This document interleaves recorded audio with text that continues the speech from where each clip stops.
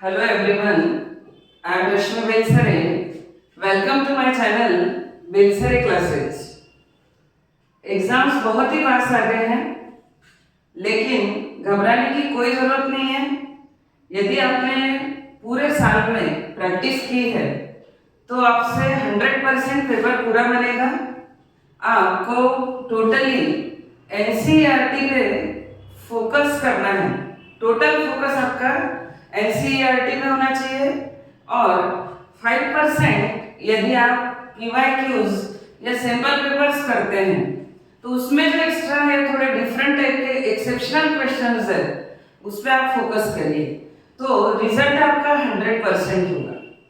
अब मैं जो एग्जाम्स को देखते हुए मेरे अपकमिंग वीडियोस जो होंगे वो पूरी यूनिट से जितने भी इम्पोर्टेंट क्वेश्चंस हैं उन सबको मैं यहाँ पर सॉल्व करूंगी। और मैं स्टेप बाय स्टेप इसलिए करवाती हूँ क्योंकि आप जब पेपर में लिखते हैं तो आपको हर एक स्टेप पे मार्क होते हैं, तो हमको टोटल मार्क्स यदि लेना है तो हर एक स्टेप को बहुत ही केयरफुली सॉल्व करना होगा। इसीलिए बी कूल, काम, कंसंट्रेट एंड फोकस्ड और बढ़िया निश्चित होकर पढ़ाई कीजिए, आपका रिजल्ट बहुत ही अच्छा होगा। तो हमारा फर्स्ट क्वेश्चन है कि the distance P X Y from A51 and B -15 are equal. Prove that 3x is equal to y. By the way कभी ऐसा हो जाए कि ये क्वेश्चन के बारे में तो मुझे ABCD भी नहीं मालूम, लेकिन आपको दो बातें जरूर मालूम है। क्या? कि if the distance P X Y, कि सपोज हमारे पास P ये कोई पॉइंट है जिसके कोऑर्डिनेट्स है x एंड y, इसकी distance from A and B, इसकी यदि A और B से हम डिस्टेंस देखें तो सपोज ये पॉइंट A है और ये पॉइंट हमारे पास B है, तो A के कोऑर्डिनेट्स है हमारे पास 5 एंड 1, B के कोऑर्डिनेट्स -1 एंड 5। तो क्या बोला है हमारे पास सेंटेंस की the distance from A and A R equal.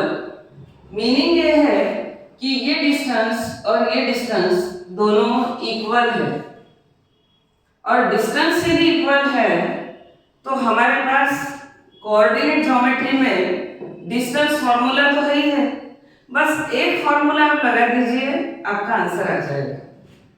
तो सपोज ये कोऑर्डिनेट्स को हम बोल रहे हैं x1 y1 और ये है हमारे पास x2 y2। तो इस हिसाब से x1 की वैल्यू हुई 5, y1 की वैल्यू हुई 1, x2 is equal -1 and y2 is equal 5।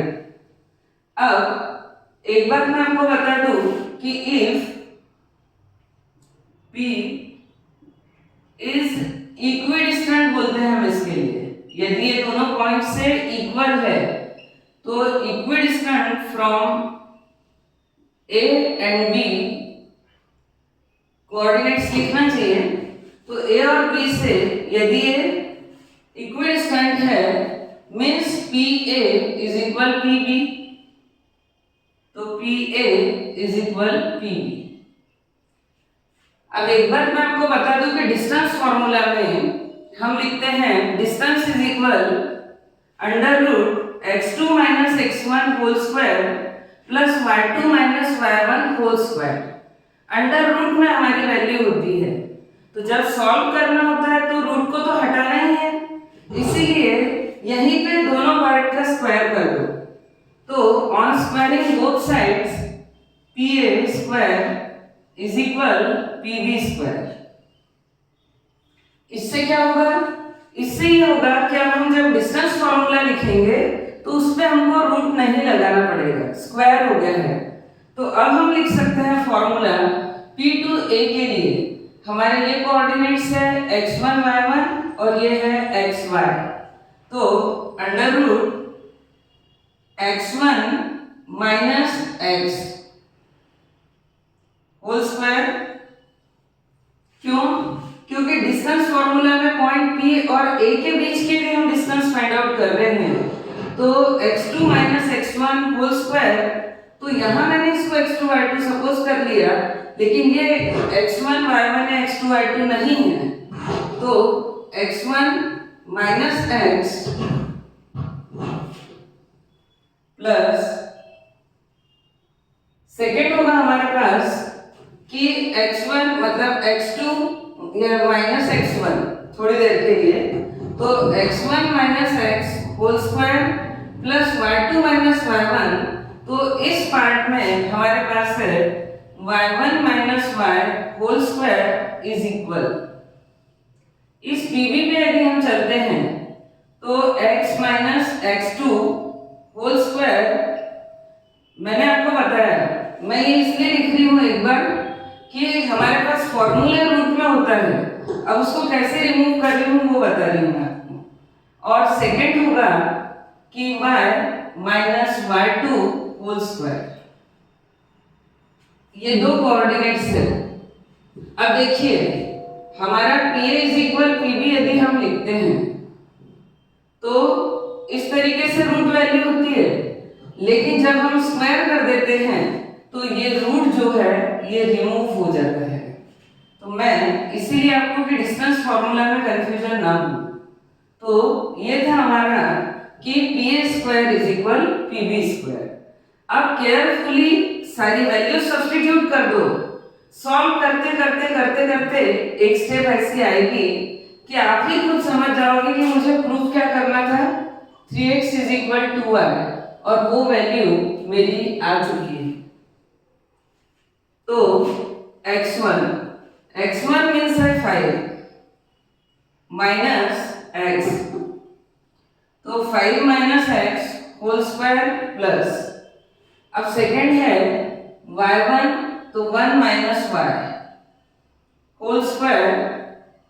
एक बात और कि यदि आप इसको x1 y1 और इसको x2 y2 लेते हैं फॉर्मूले के हिसाब से, तो भी आपका आंसर कोई चेंज नहीं होगा।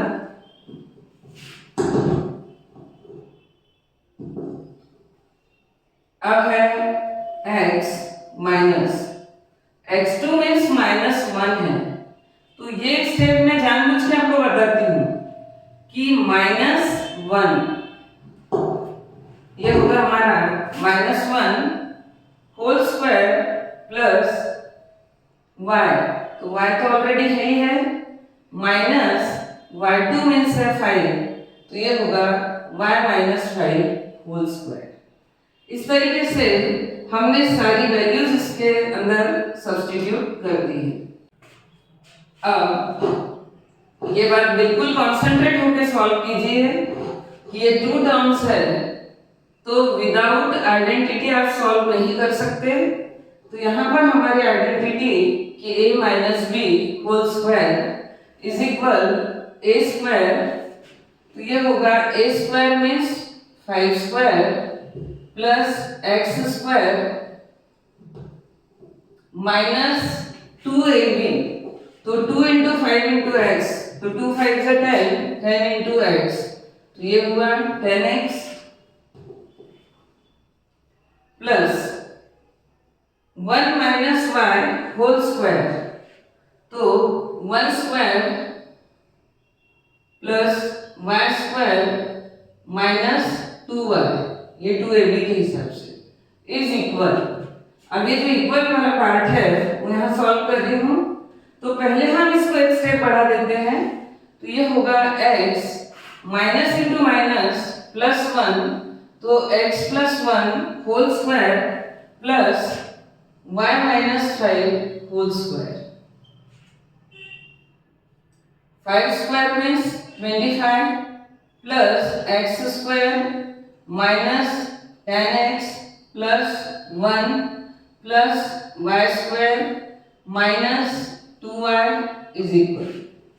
अब इसमें भी आइडेंटिटी अप्लाई कर दो, तो ये होगा x square plus 1 plus 2x 2ab plus इसमें भी a minus B whole square identity, तो ये होगा y square plus 5 square means 25 minus 5 2 10y। तो इस तरीके से हमारी ये इक्वेशन सॉल्व हुई। अब हम देखते हैं कौन कौन सी टर्म कैंसिल हो रही, क्योंकि ये इक्वल है। तो X square to X square cancel, ये प्लस 25, ये प्लस 25 कैंसिल, ये प्लस वाई स्क्वायर, ये प्लस वाई स्क्वायर कैंसिल। अब ये है हमारे पास +1, ये भी है +1, ये सारी टर्म्स हो गई कैंसिल। बचाना हमको वैसे भी x और y टर्म को है, तो ये है हमारे पास -10x, और इसकी हम शिफ्टिंग करेंगे तो ये होगा -2x इज इक्वल, ये है -10y, और ये है हमारे पास में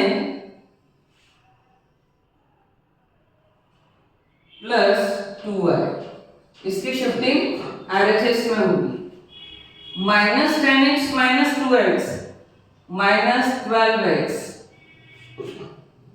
और ये हो गया -10y + 2y, तो -8y। -2 हमारा कैंसिल हो ही गया।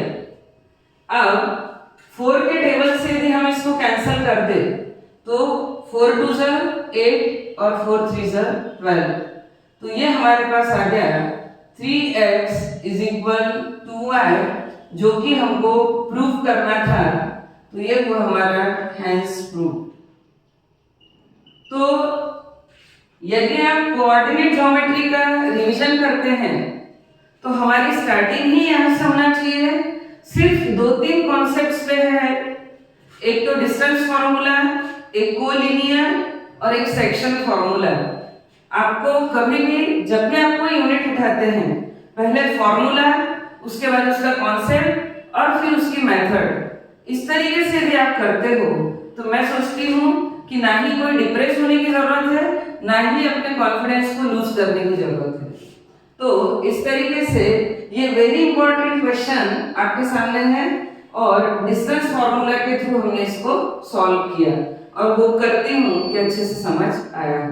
तो अब हमारा वेरी इंपॉर्टेंट क्वेश्चन का क्वेश्चन 2, जो 100% पेपर में आते ही है, प्रोबेबिलिटी से रिलेटेड है कि find the probability that a non leap year has 53 Sundays. सिर्फ 2 बातें याद रखना है।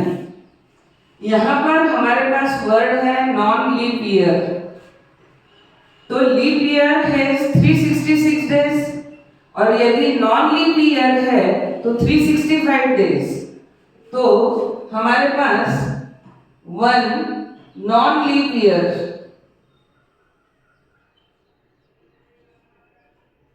इज इक्वल कितना है 365 डेज। अब इस क्वेश्चन को हम सॉल्व कैसे करेंगे कि उस नॉन लीप ईयर में है 53 संडेज, 53 संडेज होने की क्या प्रोबेबिलिटी होगी। सबसे पहले मैं आपको बता दूं कि 365 डेज है, तो हम लिखते हैं कि 7 डेज इज इक्वल 1 वीक। तो 365 डेज इज इक्वल, आपने इसको डिवाइड किया 365 डिवाइडेड बाय 7, तो क्या आता है हमारा आंसर कि 7 5 35 और 7 2 14 और बचा 1 डे। इसका क्या मीनिंग हुआ? इसका मीनिंग हुआ कि यदि कोई नॉन लीप ईयर है तो उसमें टोटल 52 वीक्स होंगे और 1 डे एक्स्ट्रा होगा, एक दिन उसमें एक्स्ट्रा होगा। अब 53 संडेज आना चाहिए, तो आप एक बात सोचिए कि यदि कोई एक वीक होता है, कोई भी एक वीक ले लो आप, तो उस वीक में पूरे 7 डेज कवर होते हैं। हम यदि मंडे टू संडे देखें तो हर वीक में मंडे टू संडे तो आता ही है, तो यदि टोटल 52 वीक्स है तो 52 संडेज तो उसमें 100% आएंगे ही आएंगे। और केवल संडे नहीं, each day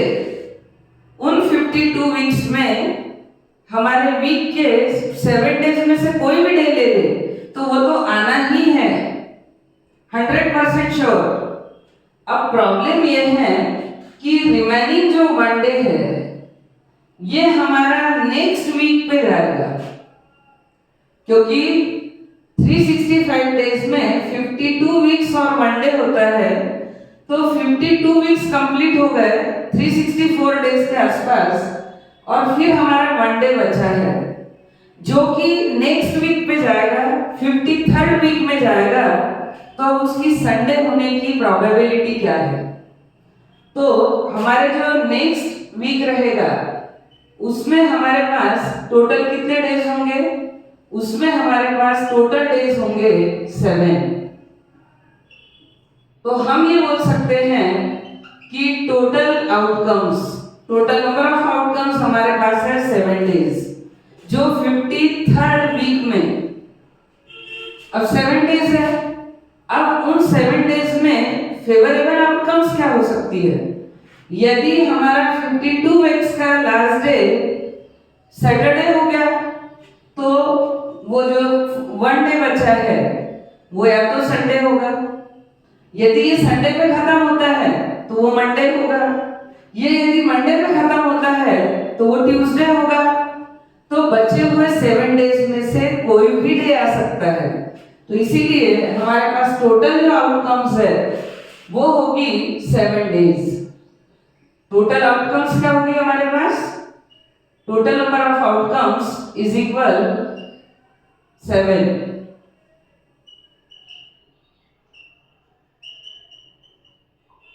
and favourable outcomes, favourable means हमको क्या चाहिए है, हमारे फेवर में क्या है?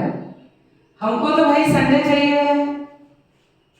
तो संडे होने की तो केवल एक ही पॉसिबिलिटी है, क्योंकि पूरे वीक में संडे एक ही बार आएगा। तो फेवरेबल आउटकम हमारे पास होगी 1, क्योंकि हमको वो संडे होना चाहिए 53rd वाला, तो एक वीक में संडे होने का चांस केवल 1 है। तो फेवरेबल आउटकम में हमारे पास 1, सो प्रोबेबिलिटी इज इक्वल होगा, प्रोबेबिलिटी आपको फॉर्मूला बराबर लिखना है कि number of favourable outcomes, number of favourable outcomes upon total number of outcomes.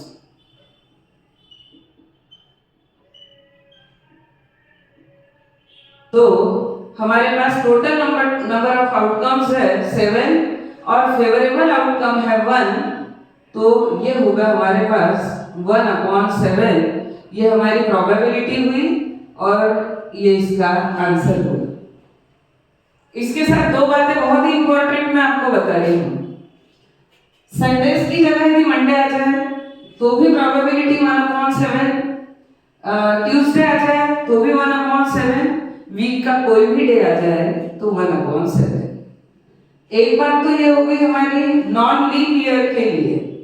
और धोखे में यदि लीप ईयर आता है तो लीप ईयर में हमारे पास 366 डेज होते हैं, तो उस कंडीशन में हमारे पास 52 वीक्स होंगे और हमारे एक्स्ट्रा डेज में आ जाएंगे 2 डेज।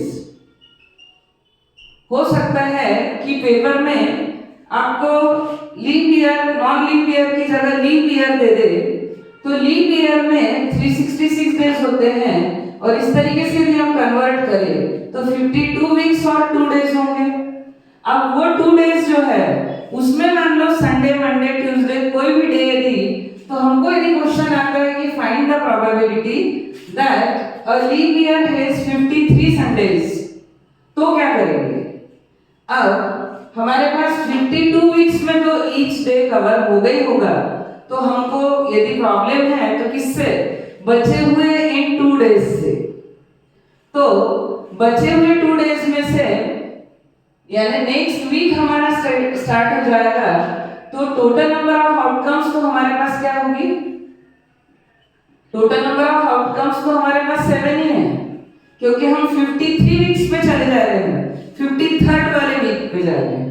52 तो पूरे कंप्लीट हो गए और जैसे ही नेक्स्ट डे आया वो 53rd वीक है, तो उसमें 2 डेज है।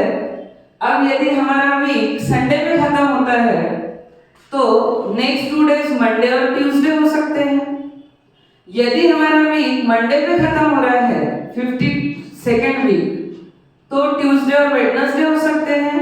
तो जिस पे भी खत्म होगा रिमेनिंग 2 डेज उसके बाद वाले हो सकते हैं। अब उसमें संडे होना चाहिए, तो 2 पॉसिबिलिटीज है। तो फेवरेबल आउटकम कौन कौन सी है कि बचे हुए जो 2 डेज है हमारे पास वो कब होगा, या तो हमारा वीक सैटरडे पे खत्म हो रहा है, ये फ्राइडे पे खत्म हो गया, तो बचे हुए 2 डेज या तो सैटरडे संडे होंगे। और यदि हमारा वीक संडे पे खत्म हो गया या तो हम सैटरडे पे है तो संडे हो गया, और यदि फ्राइडे पे खत्म हो जाता है तो सैटरडे संडे। और दूसरी कंडीशन क्या आएगी हमारे पास, संडे मंडे मीन्स हमारा वीक सैटरडे पे खत्म हो गया। 52nd वीक का लास्ट डे सैटरडे होगा, तो हमारे नेक्स्ट 2 डेज होंगे संडे और मंडे। और यदि हमारा वीक फ्राइडे पे खत्म हो गया तो हमारे 2 डेज होंगे सैटरडे एंड संडे। तो फेवरेबल आउटकम्स कितनी है हमारे पास, उन 2 डेज में से संडे होने की वो है 2। तो तभी इसके बाद ये फॉर्मूला अप्लाई करेंगे आप, number of favourable outcomes upon total number of outcomes. तो प्रोबेबिलिटी हमारे पास होगी कि 2/7। उस कंडीशन में प्रोबेबिलिटी हमारे पास होगी 2/7। अब एक बात मैं आपको बता दूं कि ये आंसर भी बिल्कुल फिक्स्ड है। यदि इस टाइप का क्वेश्चन आता है तो लीप ईयर यदि है तो लीप ईयर में हमारे पास एक्स्ट्रा 2 डेज है, तो उसके लिए हमेशा प्रोबेबिलिटी 2/7 ही आएगी। और यदि 365 days means non leap year है तो 1 डे एक्स्ट्रा है, तो प्रोबेबिलिटी 1/7 ही आएगी। चाहे वो संडे हो, चाहे मंडे के लिए पूछा हो, चाहे ट्यूसडे के लिए पूछा हो, चाहे सैटरडे के लिए पूछा हो। तो हार्ड एंड फास्ट हमारा आंसर यही आएगा कि 1/7 और 2/7। होप करती हूँ कि अच्छे से समझ आ गया होगा। अब क्वेश्चन 3 है, ये भी बहुत ही ज्यादा इंपॉर्टेंट क्वेश्चन। ये 2 तरीके से आ सकता है, एक तो एमसीक्यूज में जनरली आता ही है, या फिर 1 और 2 मार्क के लिए बस आ सकता है। 1 मार्क के लिए आता है जनरली, या फिर 2 मार्क्स के लिए भी आ जाए। लेकिन एमसीक्यूज में तो यह ऑलमोस्ट आता ही है। तो यदि आप इसको एमसीक्यूज के लिए सॉल्व कर रहे हो तो आपको एक इजी मेथड बता रही हूँ, और यदि आपको डिस्क्रिप्टिव आता है तो तब आपको स्टेप बाय स्टेप पूरा सॉल्व करना है। जैसे यहाँ पर हमारे पास गिवन है कि alpha and beta are the 2 zeros of the polynomial x² plus 8x plus 2. Find 1/alpha plus 1/beta. ये आप देख रहे हो कि दोनों का रेसिप्रोकल है, तो कभी कभी ये स्टेटमेंट ना देखे ये भी दे देते हैं कि find the sum of reciprocals of zeros और रूट्स। तो अल्फा एंड बीटा को हम जीरोस भी बोलते हैं, रूट्स भी है, ये सॉल्यूशंस भी है, और ये इस क्वाड्रेटिक इक्वेशन के फैक्टर्स भी है। तो चारों में से कोई भी वर्ड यूज हो सकता है। तो सम ऑफ रेसिप्रोकल्स ऑफ जीरोस और रूट्स यदि हमको ये फाइंड आउट करना है, तो पहली फर्स्ट मेथड जो है हमारी मेथड 1 वो रहेगी आपकी एमसीक्यूज बेस्ड। यदि सॉल्व करना है तो सबसे पहले तो मैं आपको बता दूं कि हम इस इक्वेशन को कंपेयर कर लेते हैं कि x² plus 8x plus 2, तो ax² plus bx plus c। तो a इज इक्वल हमारे पास हो गया 1, b इज इक्वल हमारे पास है 8 एंड c इज इक्वल हमारे पास है 2। ये a, b और c की वैल्यू होगी। तो हमारे पास क्वेश्चन है कि 1/alpha plus 1/beta। तो इसके लिए आप केवल एक सिंपल सा फॉर्मूला लर्न कर लो, और वो फॉर्मूला है हमारा कि -b/c। बिल्कुल सिंपल सा फॉर्मूला कि -b/c, और यदि हमने इसमें वैल्यू सब्स्टिट्यूट की तो b की वैल्यू है 8 एंड c मींस हमारे पास है 2, तो ये होगा 2, 2 1 जा 2 4 जा, तो ये -4। और इतना सॉल्व करके आप एमसीक्यू में इसको कुछ सेकंड्स में लिख सकते हो, क्योंकि आप जब एमसीक्यू सॉल्व करोगे तो आपको ये कुछ भी लिखना नहीं है, आप डायरेक्ट कंपेयर कर लोगे कि -b/c, तो ये हमारा आंसर हो जाएगा। तो एमसीक्यूज के लिए आपको ये वाली ट्रिक फॉलो करना है। बट यदि 2 मार्क्स के लिए आता है तब डिस्क्रिप्टिव हमको इसको सॉल्व करना है, तो हम क्या करेंगे? तो उस कंडीशन के लिए अच्छा इसका वेरिफिकेशन भी दे देती हूँ मैं आपको कि 1/α प्लस 1/β इज इक्वल क्या होता है हमारे पास?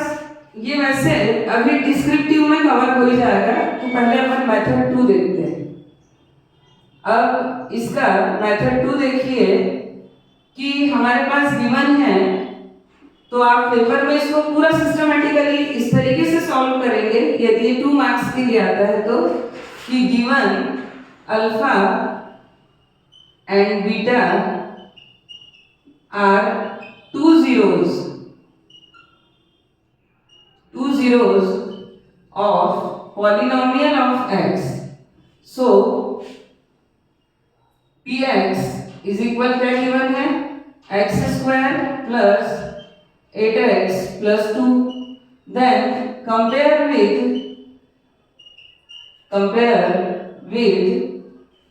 ax square plus bx plus c, then a means इसका कोएफिशिएंट है 1, b इसका कोएफिशिएंट x का 8 एंड c इज इक्वल है 2, तो ये abc की वैल्यू हुई।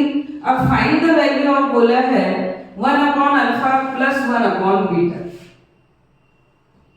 तो 1/α प्लस 1/β, तो हम एलसीएम लेंगे अल्फा बीटा। अब अल्फा टू अल्फा कैंसल, तो ये हुआ बीटा प्लस ये होगा अल्फा, तो ये हमारे पास है alpha plus beta, beta plus alpha means alpha plus beta, sum of zeros upon alpha into beta means product of zeros. अब यहां से हम sum of zeros alpha plus beta लेते हैं, तो अल्फा प्लस बीटा का फॉर्मूला क्या है हमारे पास? -b/a, -b/a, तो ये होगा -8/1 मींस -8, और सेकेंड होता है प्रोडक्ट ऑफ जीरोस, तो product of zeros alpha into beta is equal c/a, c means है 2, तो 2/1 मींस हो गया 2। अब इसमें वैल्यू हम सब्स्टिट्यूट कर देंगे, तो सम ऑफ जीरोस है हमारे पास -8/अल्फा इंटू बीटा है 2, तो ये होगा 2 1 जा 2 4 जा, तो हमारा आंसर हुआ -4। दोनों आंसर आपके सेम हैं। आगे भी तो इसको मैंने शॉर्ट ट्रिक से कैसे किया वो भी एक बार बता देती हूँ, कि जैसे यहाँ हमारे पास था कि alpha plus beta upon alpha into beta, तो अल्फा प्लस बीटा होता है -b/a and alpha into beta होता है c/a, a to a cancel, तो ये हो गया -b/c। तो इस टाइप के क्वेश्चंस के लिए यदि आप ये फॉर्मूला लर्न कर लेते हो तो एमसीक्यूज में आपको ये 20 सेकंड में कंप्लीट हो जाएगा। तो एमसीक्यूज के लिए इस तरीके से सॉल्व करना, और यदि आपको डिस्क्रिप्टिव आता है तब आपको इसको इस तरीके से सॉल्व करना है। तो ये बहुत ही important question. Fourth most important question जो पेपर में आते हैं कि 3 vertices of a parallelogram ABCD are ये, find the coordinates of fourth vertex D। सबसे पहले हम ड्रॉ करेंगे कि पैरेललोग्राम ABCD,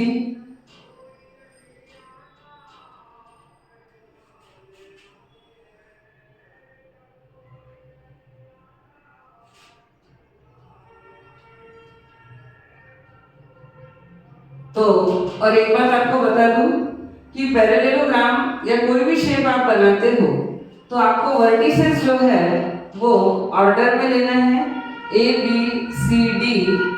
यदि ये ए है तो ए बी सी डी, यदि ये ए है तो ए बी सी डी या ए बी सी डी। ये नहीं करना है कि ए यहाँ बी कहीं और, इस तरीके से नहीं करना।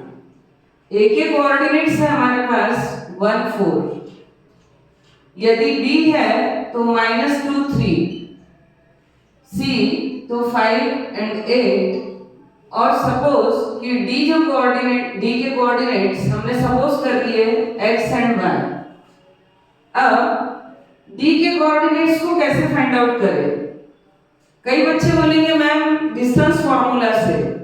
नहीं, डिस्टेंस फॉर्मूला से बहुत लेंथी होगा, तो हमको प्रॉपर्टीज मालूम होना चाहिए पैरेललोग्राम की।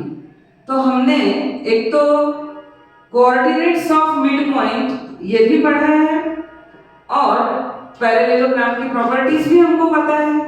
तो हमारे पास ये हुआ A to C इसका फर्स्ट डायगोनल और B to D ये इसका सेकंड डायगोनल, और इन दोनों का मिड पॉइंट है O।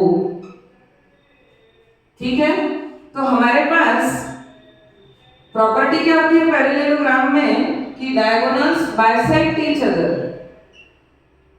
Diagonals bisect each other means दोनों जो डायगोनल्स है वो एक दूसरे को इक्वल 2 पार्ट्स में यदि डिवाइड करते हैं तो इस डायगोनल का यदि मिड पॉइंट O है तो इस डायगोनल का भी मिड पॉइंट O है, और यदि दोनों का मिड पॉइंट O है तो दोनों के लिए कोऑर्डिनेट्स तो सेम ही आएंगे। तो हम इसको डायरेक्ट लिख सकते हैं कि coordinates of mid points, coordinate of mid point of BD, यानी इस डायगोनल का मिड पॉइंट है O और उसके कोऑर्डिनेट्स ये इक्वल होंगे किसके, कि कोऑर्डिनेट्स ऑफ मिड पॉइंट